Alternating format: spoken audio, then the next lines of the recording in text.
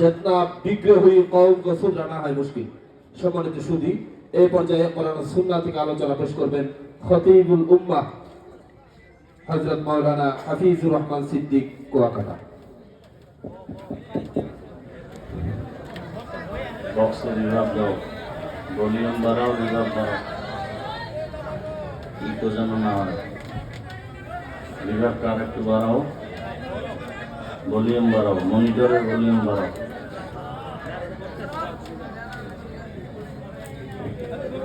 আসসালামু আলাইকুম ওয়া রাহমাতুল্লাহি ওয়া বারাকাতুহু।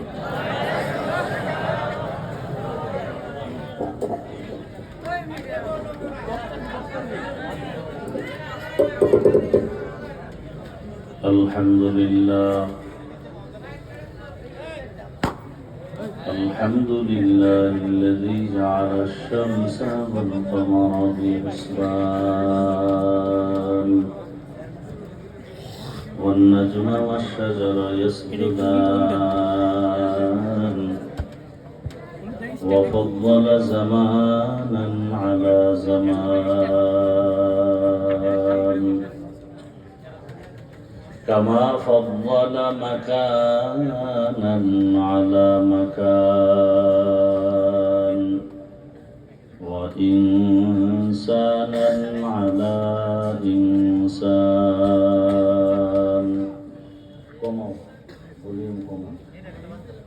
ونشهد أن لا إله إلا الله وحده لا شريك له لا ضد له ولا ند له ولا مثل له. ونشهد أن سيدنا ومولانا محمدا عبده ورسوله.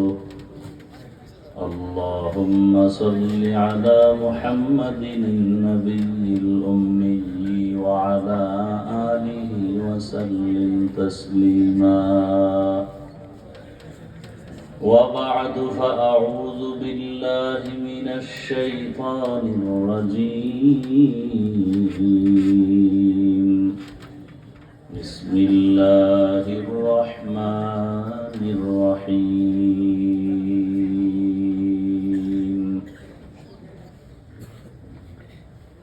الرحمن علم القرآن خلق الإنسان علمه البيان. وقال رسول الله صلى الله عليه وآله وسلم خيركم من تعلم القرآن وعلمه.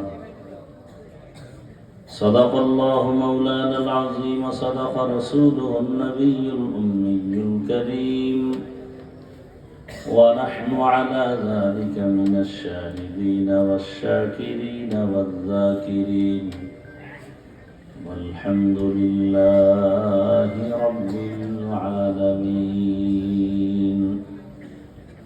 سبحانك لا علم لنا إلا ما علمتنا إنك أنت العليم الحكيم.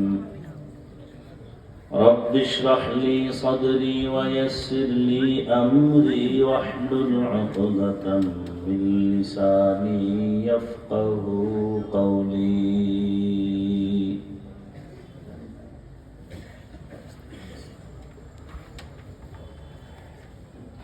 حقیقت کھل جائے گی بوقت امتحان تیرے.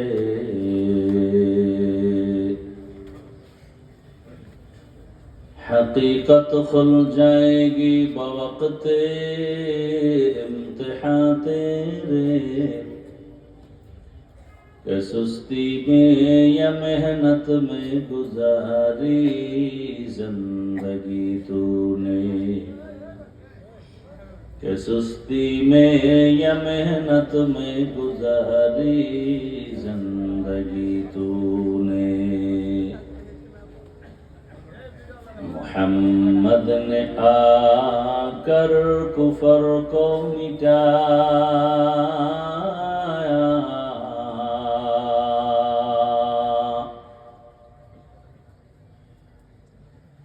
मोहम्मद ने आकर कुफर को मिटाया, कुफर को मिटा कर सदाकत बताया, कुफर को मिटा कर सदाकत बताया। ला इलाहा इल्लल्लाह,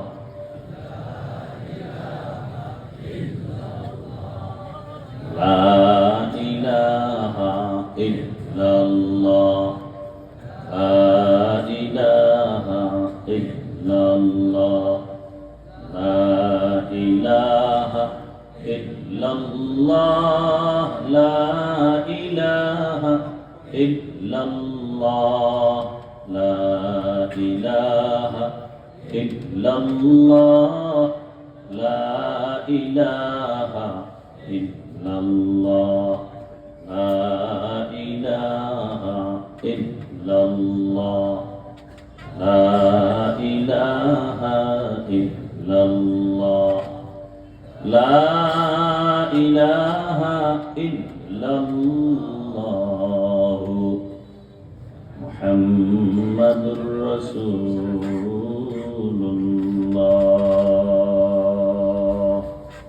এই নয় মাসে কেন কুনকুন করে কেন, এটা বন্ধ করো।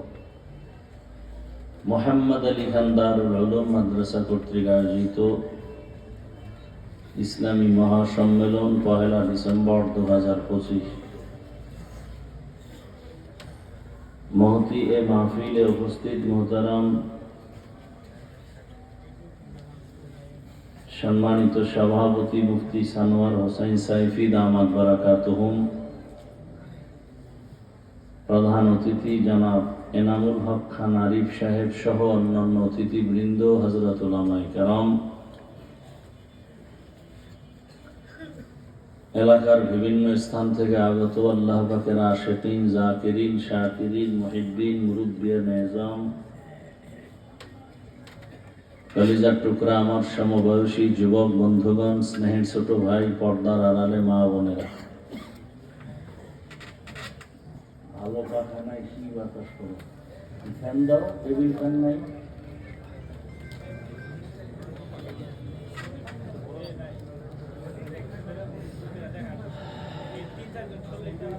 আল্লাহ পাকের দরবারে শুকর যে আল্লাহ আমাদেরকে সুস্থ রেখেছেন, আলহামদুলিল্লাহ।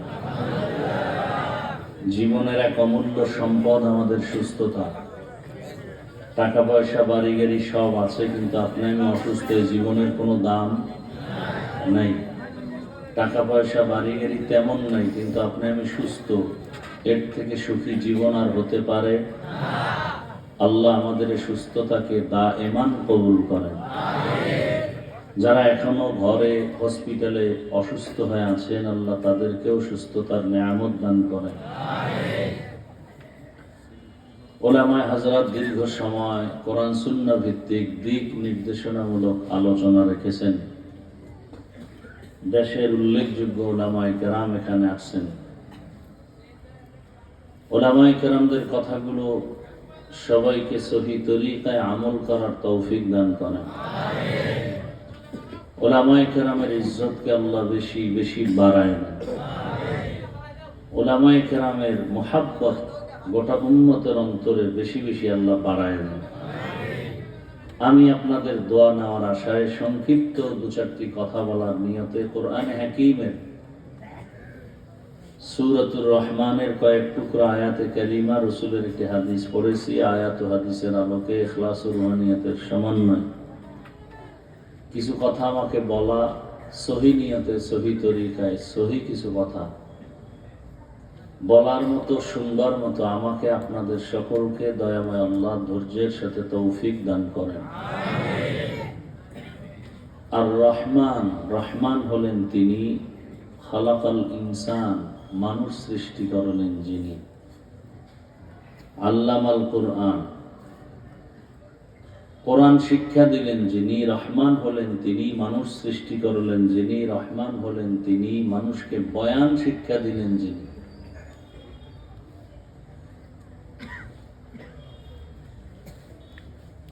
নবীজি বলেন খায়রুকুম মান তাআল্লামাল কুরআনা ওয়া আল্লামা। দুনিয়াতে তারাই শ্রেষ্ঠ যারা কোরআন শিখে অন্যকে শিক্ষা প্রদান করে। কোরআন শিখা এবং শিখানো, এটার কয়েকটা সূরাত হতে পারে।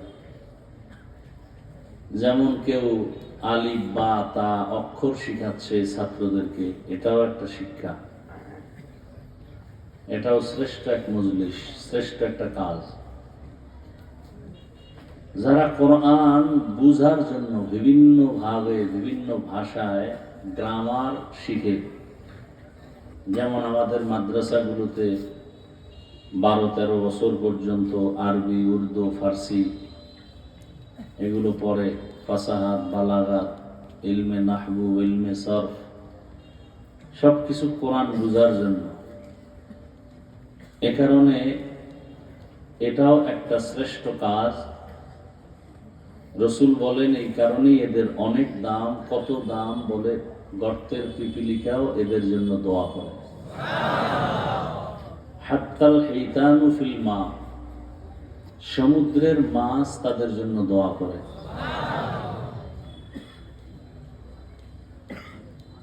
আমরা যে বয়ান শোনাচ্ছি কোরআন হাদিসের, আর আপনারা শিখতেছেন, এটাও শ্রেষ্ঠ কাজ। মূলত কোরআন হাদিসের কথাই তো হবে। জীবনটা কিভাবে সাজাবো, দুনিয়ার লাইনে, পরকালের লাইনে, কিভাবে আপনার সংসার সাজাবেন, পরিবার সাজাবেন, সমাজ সাজাবেন, রাষ্ট্র সাজাবেন, সব বিষয় আল্লাহর কোরআনে কি সমাধান দেওয়া আছে? ভালো করে বোঝার চেষ্টা করবেন। কোরআনে শুধু মরার পরের খবর আছে, দুনিয়ার লাইনে কিছু আছে? আপনার জীবনের প্রত্যেকটা সেক্টরে আল্লাহর দিক নির্দেশনা দেওয়া আছে কোরআন এবং হাদিসের মাধ্যমে। শুধু একটা দিক থেকে কোরআন, হাদিস এবং ইসলামটা দুর্বল, সেটা হলো রাষ্ট্রের ব্যাপারে ইসলাম, কোরআন, হাদিসে কিছু নাই। হ্যাঁ, তো যারা বলেন যে ইসলামে রাজনীতি নেই বা রাজনীতির মধ্যে ধর্মকে টানবেন না, তার মানে রাজনীতি আলাদা, ধর্মের সাথে এর কোনো সম্পর্ক নাই, তাহলে তারা কি বুঝাইলো? যে ইসলাম, কোরআন, হাদিস সব দিক থেকে পরিপূর্ণ, রাষ্ট্রের ব্যাপারে, রাষ্ট্রনীতির ব্যাপারে কোরআন শরীফ সাইলেন্ট, ইসলাম সাইলেন্ট, দুর্বল। দুর্বল বলে নাই, কিন্তু কথার দ্বারা প্রমাণ হয় না দুর্বল। এতে ইমানের ঘাটতি আছে না নেই? আমার ইমানের কথা হলো আমি দুর্বল কোরআন মানি না, আমার ইমান হলো আমি দুর্বল ইসলাম মানি না। আমি যে ইসলামটা মানি এবং আমি যে কোরআনটা মানি, এটা পারফেক্ট এবং পাওয়ারফুল। মানুষের জীবনের প্রত্যেকটা সাইড এখানে দিক নির্দেশনা দেওয়া আছে এবং নির্ভুল, নির্ভেজাল এবং সর্বোচ্চ চিরন্তন কল্যাণমুখী নীতি নির্ধারণ করেছে ইসলাম। অকল্যাণ কিছু নাই। দুনিয়ার মানুষ নিজেরা গবেষণা করে পরিবার নীতি প্রণয়ন করেছে, সমাজনীতি, অর্থনীতি, রাষ্ট্রনীতি, পৌরনীতি, এই সব নীতির মধ্যে পাওয়ারফুল, পারফেক্ট এবং চিরন্তন কল্যাণমুখী নীতি ইসলামের নীতি। দুনিয়ার বানানো মানুষের পরিবার নীতির মধ্যে সংশোধনী লাগে, লাগে না? লাগে না? সংবিধান কেন বারবার সংশোধন করবে? আল্লাহর কোরআনের সংবিধান কোনো পরিবর্তনশীল নয়। যারা বলবে লাগবে, তোর কলবের, তোর জীবনের পরিবর্তন লাগবে, কোরআনের না। দেখেন আল্লাহ যত নীতি দিয়েছেন, একটাও যদি ভুল হয়, একটা ভুল, কয়টা? একটা ভুল আমাকে ধরায় দেন, আমি এখন দাড়ি কেটে ফেলবো, এখন আমি ঘোষণা দিব আল্লাহ নাই, কোরআন নাই, কিচ্ছু নাই। কারণ আমাদের সবকিছুর মূলে কোরআন। কোরআন ভুল মানি সব ভুল, কোরআন ঠিক মানি সব ঠিক। একটা ভুল বের করে দেন কোরআন থেকে, এখন দাড়ি কেটে ফেলবো, নামাজ বাদ, রোজা বাদ। চাপাবাজি করবেন না, ধরায় দেন। আমি এখন সব জায়গায় একটা ওয়াদা করাইতেছি যুবকদেরকে, এখানে ওয়াদাটা করাতে চাই। ওয়াদা তো ওয়াদাই, ছুরি আসবে গলায়, কিন্তু ওয়াদা লঙ্ঘন হবে না।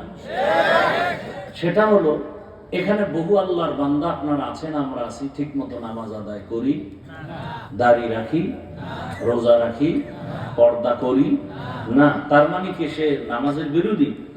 না। সে আল্লাহ মানে না, রসুল মানে না, ইসলাম মানেন না, মানেন।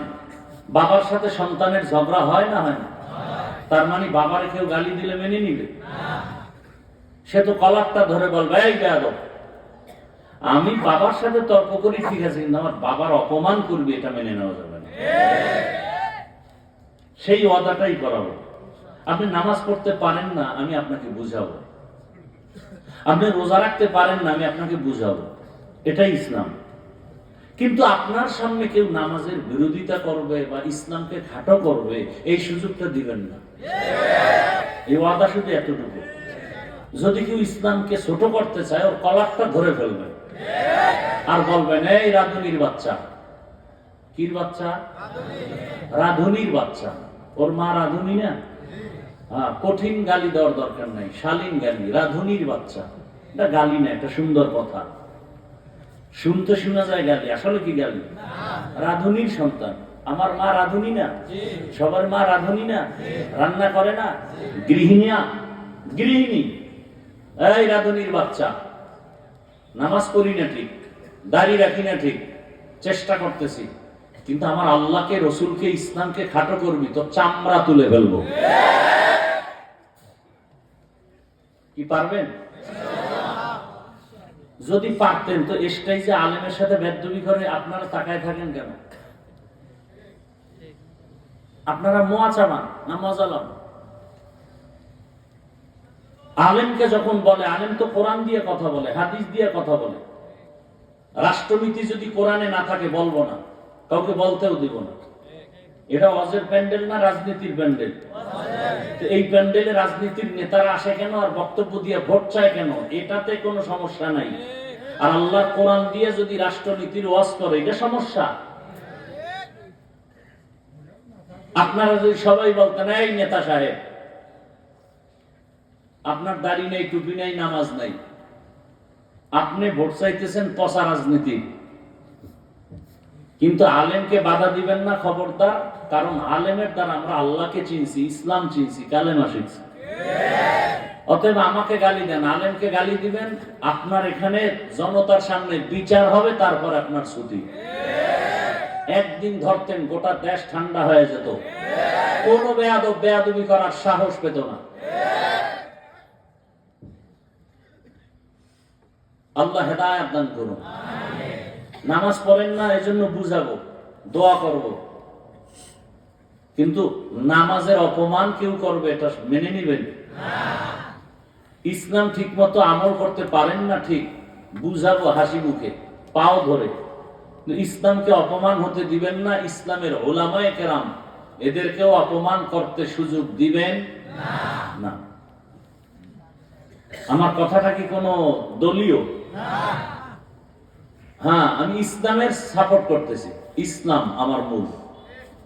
আপনি আওয়ামী লীগ, বিএনপি কি দল করেন এটা আমার জানার দরকার নেই, এটা আপনার ব্যক্তিগত ঈমানের বিষয়, সেক্ষেত্রে আপনাকে বুঝাবো। কিন্তু আমার ইসলাম জীবনের আসল, আমার কোরআন আমার আসল। এখানে কারোর সাথে কোনো আপোষ নাই, কোনো ছাড় নাই। আউল বাউল ফাউল। বাউল মানে কি? বাউল শব্দের অর্থ জানেন? হ্যাঁ, না, গুগলে সার্চ দেন না। বাউল শব্দের অর্থ হলো উন্মাদ, পাগল। গুগলে সার্চ দেন, বাউল শব্দের অর্থ হলো উন্মাদ, পাগল। বুঝেন নাই? আর বাউল শিল্পী লেখে সার্চ দেন, দেখবেন যাযাবর জাতি।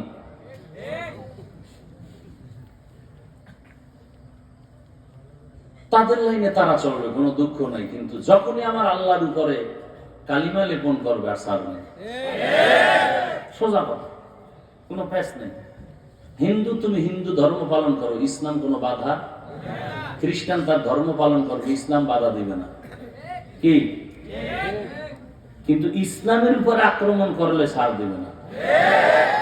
আপনি নামাজ পড়েন না, দুঃখ নাই, বুঝাবো। নামাজ পছন্দ করেন না কইলেই ভিড়া। নামাজ পড়েন না এক জিনিস, পছন্দ করেন না আর এক জিনিস। আপনি দাঁড়িয়ে রাখেন না, আপনাকে বুঝাবো, কোনো ঝগড়া নাই, কারণ আপনি মুমিন। যদি বলেন আমি দাড়ি পছন্দ করি না, তাজা বেঈমান। আপনি পর্দা করেন না, কোনো ঝগড়া নাই, আপনি মুমিন, করবেন, বুঝাবো, আশা আছে। যদি বলেন পর্দা পছন্দ করি না, আপনি বেঈমান, আপনাকে ছাড় দেওয়া যাবে না। আপনি কোরআনের আইনে রাজনীতি করেন না, ইসলামী রাজনীতি করেন না, কোনো দুঃখ নাই, আপনাকে পারলে বুঝাবো, না পারলে নাই। কিন্তু যদি আপনি বলেন আমি পছন্দ করি না, তো আপনি বেঈমান, আর ছাড় নাই। কথা বুঝাইতে পারছে? আপনি আওয়ামী লীগ করেন, আমার দুঃখ নাই, আপনারা বুঝাবো যে ভাই এটা এটা এটা কুফরি মতবাদ, সেই বুঝাবো। যখনই আপনি ইসলামী রাজনীতির বিরুদ্ধে বলবেন, তখন আর আপনার সাথে কোনো মহব্বতের আওয়াজ চলবে না। তখন আপনার যতদিন লাগে আমার একদিন। কি এখনো ভয় পাইতেছেন না? এখনো ভয় পান? স্বাধীন করছেন কি জুলাই? কি কসু করছেন? জুলাই স্বাধীন যদি সফল হয়, তাহলে বাবার সামনে মেয়েকে ধর্ষণ করা হয় কেন বলো?